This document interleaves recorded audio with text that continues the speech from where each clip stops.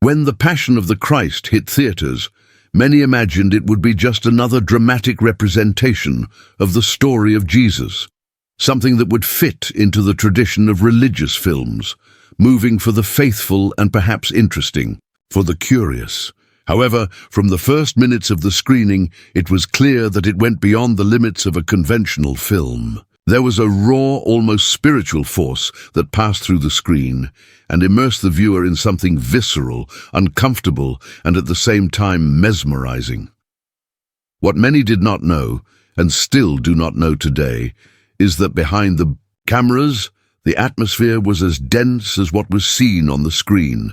The stories from behind the scenes go beyond mere technical difficulties or logistical challenges. Members of the crew speak of a constant feeling of uneasiness, of strange presences, of whispers that came from nowhere, of unexplained phenomena.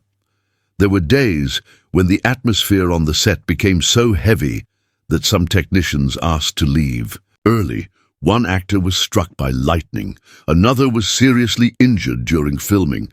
For the most skeptical, mere coincidences. For those involved, there was something sacred and dangerous being touched there. All of this perhaps makes more sense when you understand the mind behind the project. Mel Gibson was not just a talented director looking for a provocative work. He was going through a dark period in his life. Immersed in existential crises, dominated by addictions and self-destructive thoughts, Gibson reached a breaking point. It was in this place of darkness that he had a kind of spiritual awakening. He cried out to God for redemption, and, according to his own account, the idea for the film came as a direct response to this cry. The project then became more than an artistic work. It became a mission, a spiritual dedication, a type of penance. He wanted to portray not the romanticized image of Jesus, but rather the rawest suffering, the most brutal martyrdom, the most real pain that anyone could endure. This was not just an aesthetic decision, it was a direct reflection of the internal pain he carried and the salvation he believed he had found. This personal dedication to the project was so intense that it affected everyone around him. There was something in Mel's eyes during filming that made the crew understand that this wasn't just a job, it was almost a ceremony. In his quest for authenticity, Mel Gibson went beyond what any major studio would be willing to allow. He refused to use English. He refused to cast famous actors. He refused to use any touch that might soften the message. He wanted the film to be spoken in its original languages, Aramaic, Hebrew, Latin, so that the experience would be as close to reality as possible. He refused to make concessions either for money or prestige, and since no studio wanted to finance a project considered unviable, he made a bold and radical decision. He put his own fortune at risk. He invested $30 million of his own money to produce the film, and another $15 million to promote it. It was a leap in the dark, a total gamble, but it was not motivated by financial ambition. He was obeying something he considered greater than himself, a calling, an unshakable conviction. Critics were divided, but the popular impact was undeniable. People left the theaters in silence, some crying, others distraught, many touched in a way they could not explain. Because deep down, what was seen on the screen was not just a movie. It was the reflection of a soul trying to reconcile itself with the sacred. And perhaps that is why, even today, it remains so alive and so shrouded in mystery. Jim Caviezel wasn't just cast as Jesus. He was called to do something that went beyond the ordinary acting. When Mel Gibson decided to cast him in this role, he knew exactly what he was doing. He wanted someone who would give his all, who was willing to face the spiritual, emotional, and physical consequences of playing one of history's most sacred characters. Jim, a man of deep faith, accepted the challenge without hesitation. Mel warned him that his Hollywood career would never be the same. Jim responded with calmness and conviction. We all have our crosses to carry. This wasn't just a role, it was a mission. The choice of real locations, such as the austere landscapes of Matera, Italy, and the obsessive search for authenticity, created a unique atmosphere, where the line between the real and the symbolic began to disappear. As filming progressed, something in the environment began to change. There was a persistent feeling that invisible forces were lurking on the set. The weather seemed to respond to the most intense scenes. Sunny days would turn into a spectacle of thunder and icy winds in minutes, as if nature itself were manifesting itself. During one of the most impactful sequences, at the top of Golgotha, lightning struck Jim Caviezel directly. He survived, but suffered serious injuries and underwent heart surgery. Shortly after, another lightning bolt struck the assistant director, and it wasn't the first time. For many present, this was not a coincidence, but something greater. It was as if a spiritual presence was accompanying every scene, every sigh, every tear. Jim's suffering went beyond what is expected of an actor in any production. He didn't just act out the pain, he felt it. During the brutal scourging scene, he was actually hit, and the scars weren't just staged. While carrying the cross, he seriously injured his shoulder. In other scenes, the extreme cold caused him to hypothermia, and his body was covered in real bruises. Some of the screams we hear in the film are his, authentic, not acted. The symbolism of the role was disturbing. Jim Caviezel had the same initials as Jesus Christ, JC, and he was also 30 years old, the same age as the crucifixion. It all seemed predestined. By the end of filming, he didn't come out unscathed. His soul was scarred. It was a profound, painful, but for him, necessary transformation.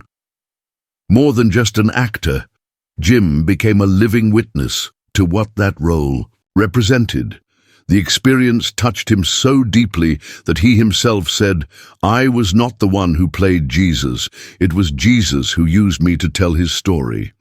During the filming of The Passion of the Christ, unexpected changes began to occur among the cast and crew. What initially seemed like just the usual wear and tear of a demanding production gradually became something more disturbing. Several actors reported physical and emotional symptoms that they could not explain. Sudden fevers, bouts of insomnia, disturbing dreams, and even panic attacks became constant, especially during scenes considered spiritually intense. Mel Gibson himself, known for his rigor and discipline, began to show noticeable changes in his behavior. He became more silent, introspective, and adopted habits that caught the attention of everyone on set. He began to pray daily before filming, and was often seen walking alone at dawn, with a Bible in his hands, as if seeking strength and protection for what they were doing. It was as if everyone there felt they were participating in something that transcended cinema. It was not just the representation of a story. It was as if they were touching something sacred or facing an invisible battle. For many, the work was playing with greater forces, and the atmosphere on set seemed at times heavy, at times spiritual, as if the film were a tool in a conflict much greater than they had imagined. When the film was finally released on February 25, 2004, its arrival in theaters did not follow the traditional format. Without any Hollywood stars in the cast, the film was spoken in Aramaic and Latin, and there were no massive advertising campaigns. Its promotion happened organically. Churches, religious communities, and spiritual leaders were largely responsible for spreading the news. The commotion was immediate. Entire caravans were organized by believers. Busloads of people headed to movie theaters. Services and prayer meetings began to take place around the film. What was seen as a risky and niche project exploded at the box office in a resounding way. On its first day alone, it grossed an impressive $23.5 million. In its first weekend, the number jumped to $83.8 million. By the end of its run, it had grossed over $600 million worldwide, a historic milestone for a religious production spoken in ancient languages and with subtitles. The phenomenon showed that there was an audience hungry for deep spiritual narratives, and that Hollywood had ignored it for too long. But such an impact did not come without turbulence. The film quickly became surrounded by controversy. Jewish organizations accused it of fueling stigmas and reinforcing historical images linked to anti-Semitism, especially when portraying responsibility for the death of Jesus. Film critics called it an overly violent work. The famous scene of the flagellation of Christ was described as unbearable, and in fact, in several movie theaters, people fainted or vomited in response to the brutality of the images. Roger Ebert, a respected American critic, declared, "It is the most violent film I have ever seen." Many viewers said they left emotionally drained, as if they had gone through an ordeal. Faced with criticism, Mel Gibson chose silence. He did not try to justify himself or soften the interpretations. He preferred to let the film speak for itself, as if he knew that any explanation would be less than the intense experience that the work provoked. Despite all the debate and resistance, the Passion of the Christ has established itself as a spiritual and cultural landmark. In many communities around the world, it has been used as an evangelistic tool, serving as a bridge for deep conversations about faith, sacrifice, and redemption. There have been reports of people being deeply touched, having mystical experiences, emotional healing, and new beginnings in life inspired by the film. In Brazil, the film has been shown in unlikely places, from historic cathedrals to favelas, further expanding its reach.